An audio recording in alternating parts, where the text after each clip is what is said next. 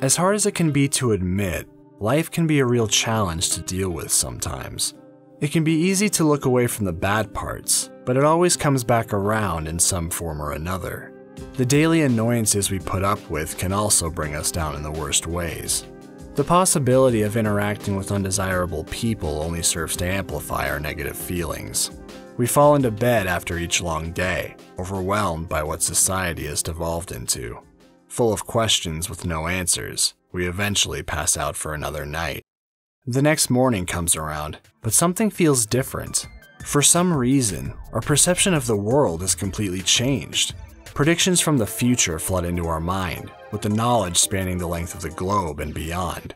We somehow know that the Earth is in grave danger, with this impending doom having a time limit. The realization gives us a great deal of empathy for everyone around us.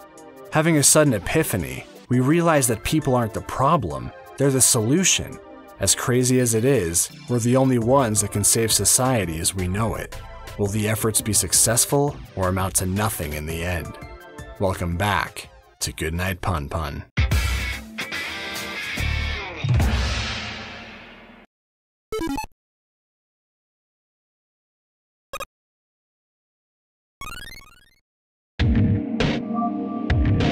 Goodnight Punpun, or Oyasumi Punpun if you prefer, is a slightly strange manga series in a lot of ways. While things start off in a stereotypical fashion, it doesn't take long before the facade gets dropped. Watching our cartoon bird protagonist throughout the years reveals unexpected twists and turns we could never predict. Previously, I talked about Punpun's uncle Yuichi, as well as the complications surrounding his romantic life. While this leaves us with most of the adult characters covered, there is one other person we haven't discussed yet. The man in question lives in the shadows, known only as Pegasus. Discovering his talent to predict the future, he gets a vision of the world's destruction while still a young boy. Verifying this terrible possibility, he discovers the existence of a powerful evil. With his team of 12 warriors fighting alongside him, the Dark Spot, as well as the Great Calamity, will be defeated once and for all.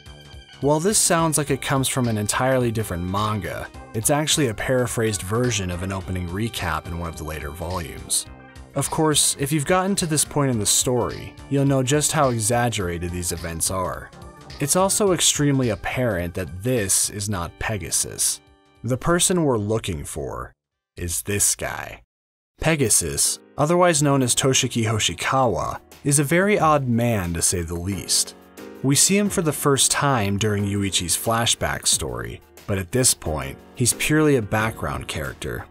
The next appearance comes years later, after Midori mistakes him for the missing Yuichi. A little more time passes, and unexpectedly, Pegasus breaks his silence. The first person he talks to is Punpun's school friend, Shimizu. The man opens up about a theory of his, involving a universe where everything is dictated by certain musical scales. He's saddened by the dissonance corrupting the state of the world, but before he can finish, Shimizu understandably tries to break away. Before he leaves, the young teen is left with the knowledge that the Earth will be destroyed in 5 years.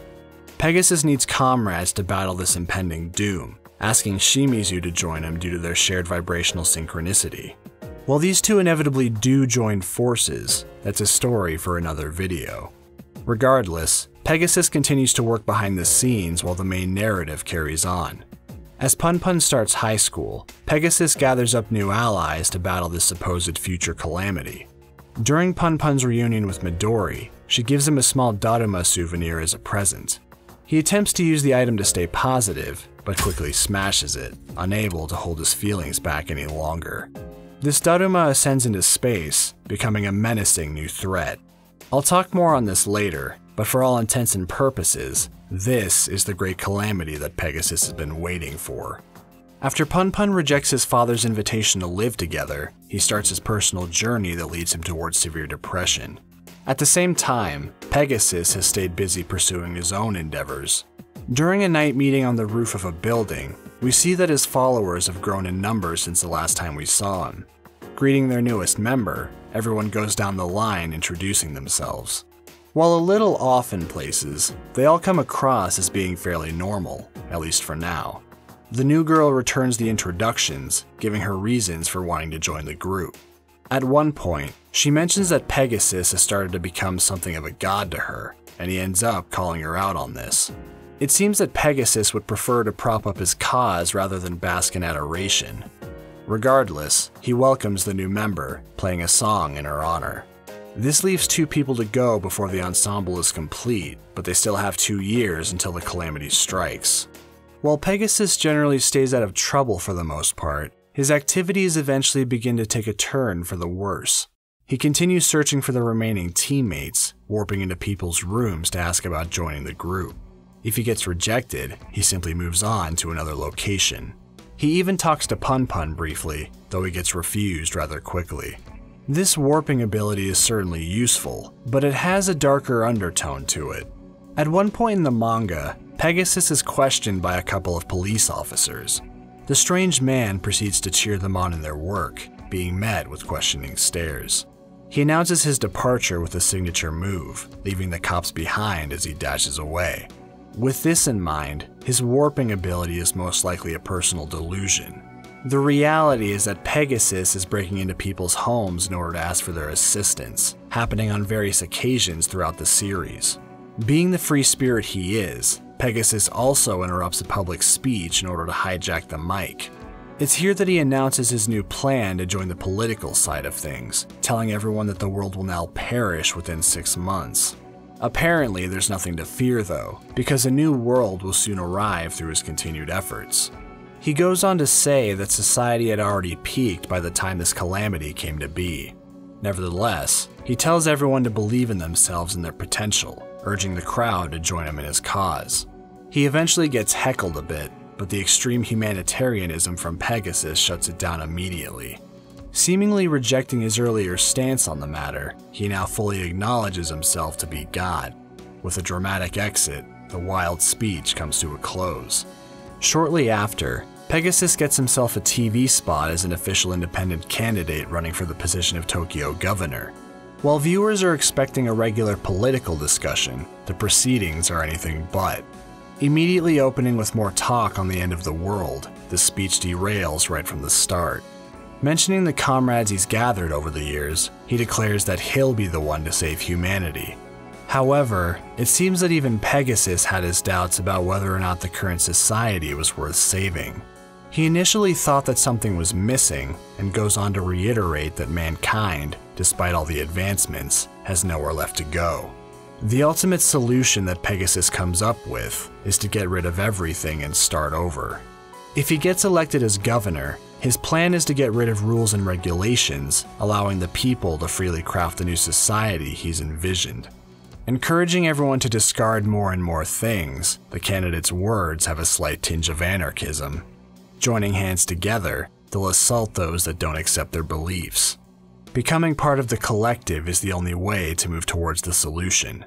Vote for Pegasus, and this will be the reality he'll fight for. Closing out the discussion with some empowering words, he ends with his signature catchphrase. This speech doesn't go as well as he'd hoped, getting told by his older brother that no one is taking him seriously. Regardless, the eccentric man is as dedicated as ever, wanting the best for this worn-out world. Lucky for him, a discovery is made that benefits his cause greatly. While out at a shopping complex, a woman accuses an older gentleman of shoplifting. This particular person is the manager of the place where Punpun currently lives. It's partially thanks to his kindness that the depressed adult starts to recover from his downward spiral. In his old age, he absent-mindedly walks out of a store while holding a product. He fully intends to pay for it, but before he can explain himself, the random woman takes the opportunity to call attention to his actions. This eventually leads to the older man being tackled violently to the ground in order to restrain him. The confusion gets cleared up, but the damage has already been done. The manager is in a grave state, and unfortunately, the woman that made the false accusation is nowhere to be found. With the trail now cold, it seems that there's little hope of justice being served. What they don't know is there were multiple witnesses present during the event at the shopping center. One of them just so happened to be Pegasus.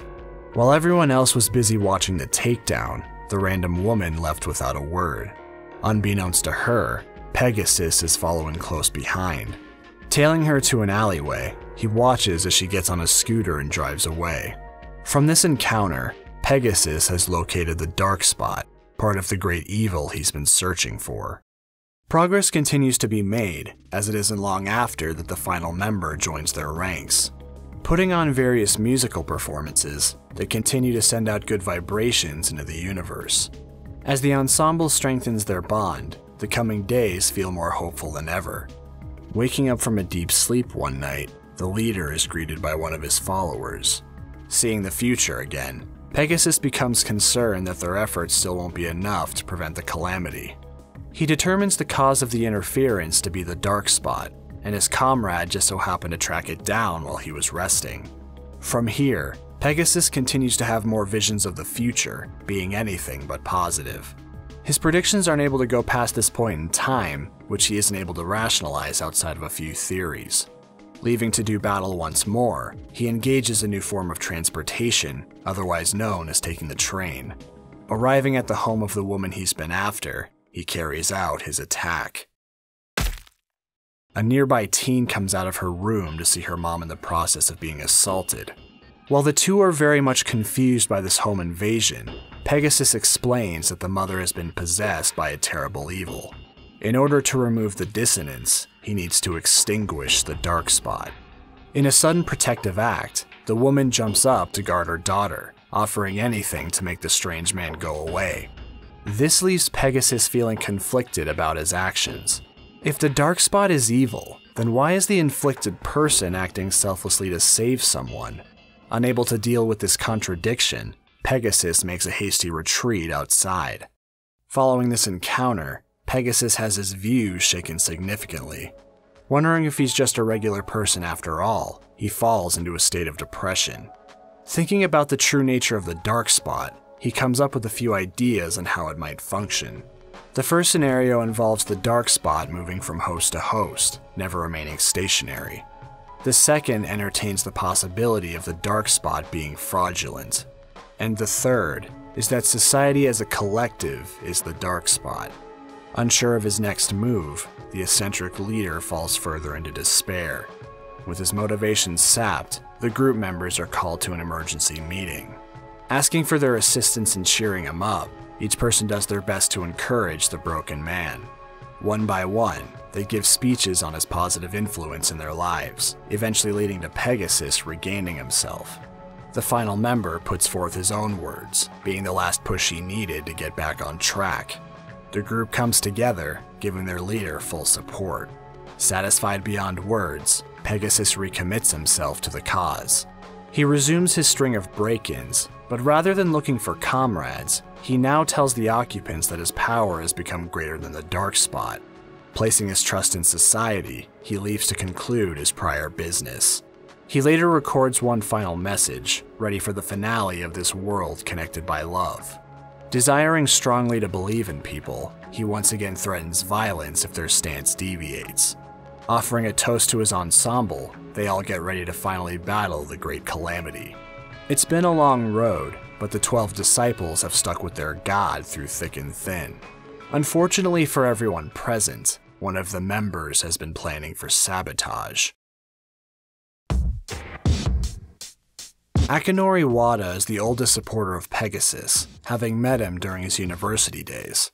His first appearance in this story comes nearly halfway through the manga, during our first glimpse into the Pegasus ensemble. Wada is easily one of the more accomplished members, being a math teacher at a decent cram school. The thing he cares about the most are absolutes. That is to say, he's not a fan of vague concepts. That all changed after meeting Pegasus for the first time. The eccentric man made numerous predictions, all of which eventually came true. Amazed at the pure soul inside of this powerful prophet, Wada's life goal became clear. He wants to prove to the world just how great this person is. He continues to follow Pegasus, determined to make his dream come true. By the end of the public speech that Pegasus gives, Wada states how their movement has already started. He joins the group in their activities, passing the days under the guidance of his leader. Things go smoothly until Pegasus hits a roadblock during his assault of the supposed dark spot. After leaving the small apartment, he meets up with Wada, who chastises him on his lack of resolve. Asking the eccentric man to heed his instructions, it becomes slightly unclear just who the real leader is. Holding him close, Wada pleads with Pegasus to stick to their original battle plan. A little time passes, putting Pegasus into his depressed state. While this is going on, Wada meets up with Seki, an acquaintance of his.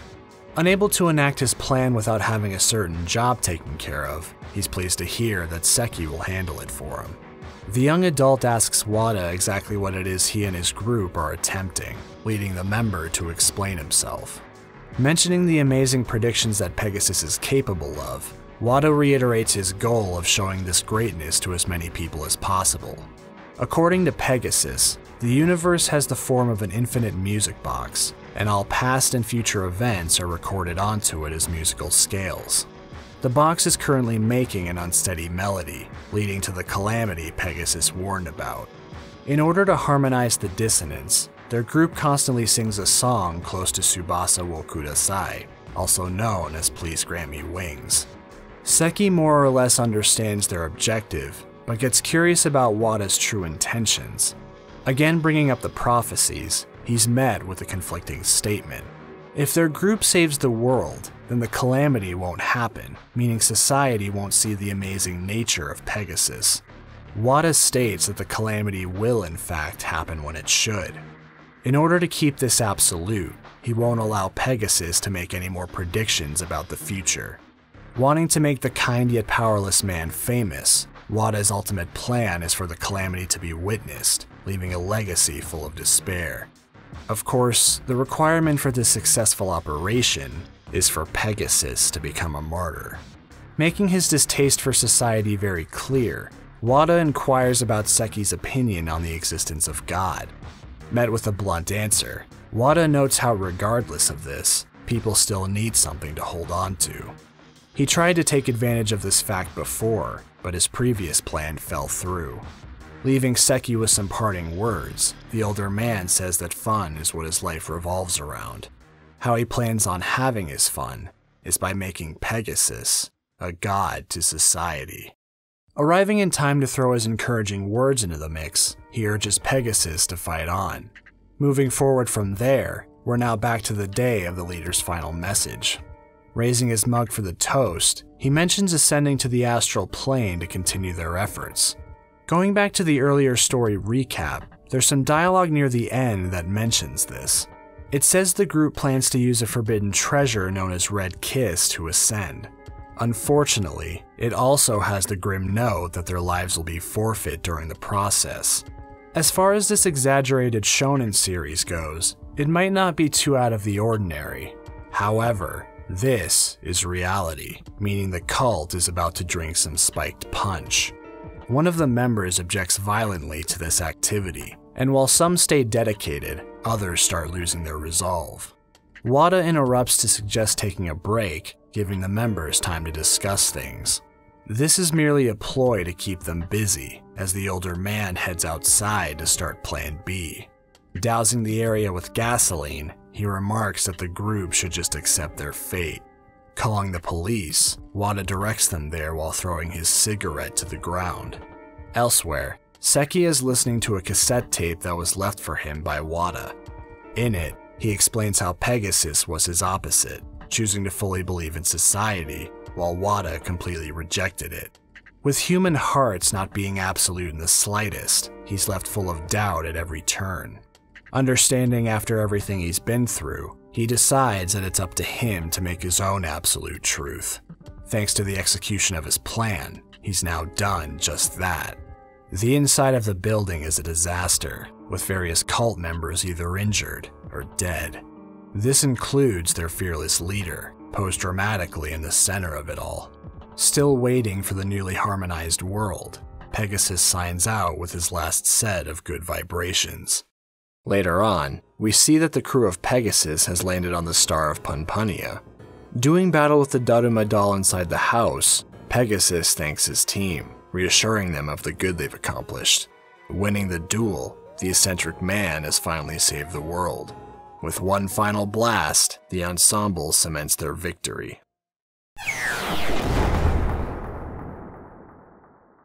Just before these events, we see the final speech of Pegasus uploaded to another iteration of YouTube. While the description mentions the video being a re-upload, the reception here still leaves plenty to be desired. Shortly after, Wada is shown to be watching the same video. The feedback isn't much better, only getting a handful of new views. It's unclear if Wada knows that the meteor shower behind him is the result of Pegasus conquering his opponent. One thing is certain, Wada's plan to preserve his leader's legacy is anything but successful. When it comes to Pegasus, a lot of people tend to write him off as being useless to this story. With his strange actions and wild behavior, he's a hard character to understand. Does he actually have any real purpose here? To answer that, we need to turn to Asano for an explanation. In a certain interview, Asano explains that after Punpun finishes high school, his story slows down for the time being. Wanting to add in a slightly more unhinged side story, it helped to spice things up during the main character's downtime. Being the complete opposite of the seinen storytelling, the journey of Pegasus became a shonen tale, with the members doing actual battle against an unseen evil. If it weren't for them, society truly would have come to an end. While I don't doubt the shonen influences, I feel that this is a more tongue-in-cheek response, especially given the real-world consequences of the group's actions. I personally prefer the idea of them being stuck in their own delusions, rather than accepting the events as a canon battle against evil. Still, both sides are definitely interesting to consider. Another reason for the inclusion of Pegasus was to get certain things off of Asano's chest. After the Tohoku earthquake happened, Asano kept a close eye on social media. Seeing the way people were acting left him feeling agitated, so he ended up using Pegasus to voice certain opinions. While in reference to another manga, he also considers the world to already be ending, drawing a direct parallel to Pegasus saying that society has peaked. It's also interesting to consider the similarities and differences between Pegasus and Punpun. While Punpun only ever believes in his crush Aiko, Pegasus believes in everyone. If anything, Punpun is more similar to Wada with his inability to fully trust anyone. In regards to work ethic, Punpun has a hard time motivating himself, while Pegasus is frantically running around trying to gather support for his cause. Where Punpun and Pegasus truly come together is in the aspect that they've effectively lost hope. While Punpun gives up by fully acknowledging the harshness of life and the pain that comes with it, Pegasus is on the opposite spectrum, embracing escapism. He's most likely gone through plenty of his own pain while growing up, but thanks to his father's financial support, he's allowed to mostly ignore outside circumstances in favor of pursuing his own sense of justice. He believes that he has special powers and that he's truly battling some evil force. This illusion gets shaken after a supposed dark spot does something unexpected. His theories on the dark spot are also incredibly broad, acting as more of an excuse than anything else. Then again, he may have been onto something at one point, as Punpun is closer to the dark spot than he thinks. It's even shown at one point that Pegasus is aware of what Wada is planning. Despite this, he chooses to embrace his views to the end, too deep into his fantasies to turn back. Of course, this take is also dependent on the non-canon theory, so it should be taken with a grain of salt. It's also worth noting how important certain character bonds are, especially when it comes to Pegasus and Shimizu, though again, that's something for another video. Taking everything into consideration, Pegasus is a smart and capable person that genuinely feels the need to help people. He wants everyone to be the best they can be, embracing change while fighting for the future. It's just a shame that his ideologies were so extreme. If he wasn't so far detached from everything, he may have actually done some real good. The only thing that was left behind is a handful of good vibrations. One last thing worth discussing is the Daruma shown occasionally throughout the story. It's not clear what it's supposed to represent, as Asano never clarifies the intentions of the object. This is purely my own speculation, but I do have a few theories in regards to the overall meaning behind it. For a little context, Daruma dolls are very popular in Japan, being talismans of luck, fortune, or perseverance. During production, these Daruma are usually left with blank pupils to be filled in at a later date. The idea behind this has to do with a god residing inside the doll. In exchange for the god's help towards accomplishing a personal goal, the Datuma would in turn receive its eyesight upon completion. The first eye is painted on once help has been asked for, and the second eye is added after the goal has been achieved. Back when Punpun receives the Datuma souvenir from Midori, it gets smashed on the ground, popping out one of its eyes. These eyes are different from a traditional doll, but for the sake of argument, we'll assume the properties are the same. This Datuma then hangs overhead from space as a metaphor of sorts. Punpun has the strong desire to find Aiko again during his time as an adult, but no matter what he does, he can't find her. This wish of his remains unfulfilled, as the missing Datuma eye can never be filled in, spelling the end of his world. Pegasus at one point refers to this as a promised despair. That eye potentially becomes the real dark spot, consuming hope until there's nothing left. It's only when Punpun gives up on his wish that Aiko appears in front of him again. This is where another theory ties in from a different angle. Maybe the missing eye had always been filled in, as the wish was eventually granted. However, it was filled in through the wrong means. Being full of darkness, the situation is now similar to a monkey paw wish. While Punpun did find Aiko again, the end result led to nothing but disaster. Coming from a completely separate perspective, Pegasus gets his eye filled in during the fire, potentially symbolizing his own wish getting fulfilled as he arrives for his space battle like he planned. Conversely, Aiko fails to gouge out Punpun's eye with a fork, possibly signifying a wish that shouldn't have been granted. On the whole, the giant Datuma could be seen as a sign of general despair looming over us all. Wada does mention something similar to Seki during their previous conversation. A missing eye stacks the odds unfairly, but that doesn't mean we should give in. We may not be shown in action heroes, though consider the power we do have. Our actions dictate our future. The potential for success is always there. Believe in your own ability. Somehow, we'll fill in that second eye. Society can certainly be hopeless sometimes, but wherever you are in the world, I'm sending you good vibrations. Hey there, if you made it to the end, thank you very much for watching. This has been part 4 in a series of personal interpretations regarding certain characters in the series. If you'd like to show support for this story, all of the volumes are openly available to buy. Hope you have a great day, and I'll see you next time. Peace, guys.